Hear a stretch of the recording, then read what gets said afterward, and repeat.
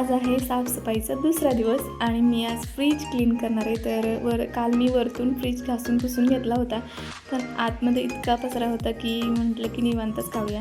तर आज मी सगळं पुसायचं काम केलं, म्हणजे टॉयलेट बाथरूम घासून पुसून घेतलं, सगळ्या खिडक्या दरवाजे हे सगळं घासून पुसून घेतलं. आपण नाही म्हणलं तरी खूप गहाण होतं आणि आपण म्हणजे फक्त पुसून वगैरे घेतो, घासून वगैरे घेत नाही कधी.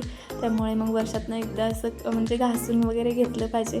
तर हे सगळं मी काढून घेते आणि आता माझे फक्त कपड्यांची क्लिनिंग राहिली आणि ती पण मी आता उद्या परवा करून घेईल. तर सॅटर्डे संडे आहे, त्यामुळे मग होऊन जातील माझे कपडे.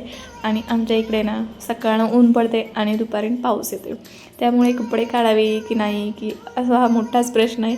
तर तुमचे सगळी साफसफाई दसऱ्याची झाली की नाही ते पण मला कमेंट करून सांगा.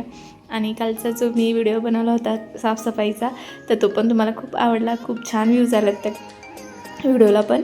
आणि असं मी जो आपला स्क्रबर असतो तर त्याने फ्रीज स्वच्छ घासून घेते आणि ज्या खाचा वगैरे असतात तर त्या आपला जो छोटा न यूज करायचा ब्रश असतो तर त्याने सगळ्या त्या खाचा वगैरे क्लीन करून घेते, स्वच्छ असं पुसून वगैरे. फ्रीज मी बंद करूनच सगळं केलेलं आहे बरं का.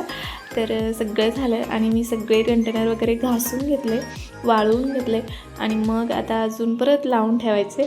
तर घासायला पुसायला जेवढा वेळ लागत नाही तेवढा लावायला सगळा वेळ लागतो. आणि माझा फ्रीज आधीपासूनच मी एकदम क्लीन ठेवते. तर मला फ्रीजमध्ये असं जास्तीचं काही असं भरून ठेवायला आवडत नाही. मी कडधान्य वगैरे पण फ्रीजमध्ये कधीच ठेवत नाही, त्यामुळे फ्रीज माझा असं म्हणजे मेंटेन राहतो, खूप काही घाण वगैरे होत नाही. आणि असं कंटेनर पण खूप छान छान आहेत. तर मला काचेचे कंटेनर घ्यायचे आहेत, बघू मी केव्हा घेईल तेव्हा तुमच्यासोबत शेअरच करेल. आत्ता सध्या तर माझ्याकडे 2च काचेचे कंटेनर आहेत. आणि आता हे सगळं मी ठेवून घेते, जे काही लागत नाही ते खालच्या कप्प्यात ठेवते. आणि हे बघा माझं असं क्लीन असा फ्रीज असा खूप छान वाटतो, बघायला पण खूप भारी वाटतं की असं क्लीन स्वच्छ सगळं. तर हे जे कंटेनर आहेत ते मी फ्रीज घेतला होता तेव्हा कंटेनर हे घेतले होते आणि बाकीचे थोडे थोडे परत मग मी जमा केलेत. तर चला, असाच एक छानसा व्हिडिओ घेऊन मी परत हजर आहे. तोपर्यंत सर्वांना श्री गुरुदेव दत्त. आणि हो, माझे व्हिडिओ तुम्हाला जराही कुठे आवडत असतील तर व्हिडिओला लाईक सबस्क्राईब करा. Bye bye.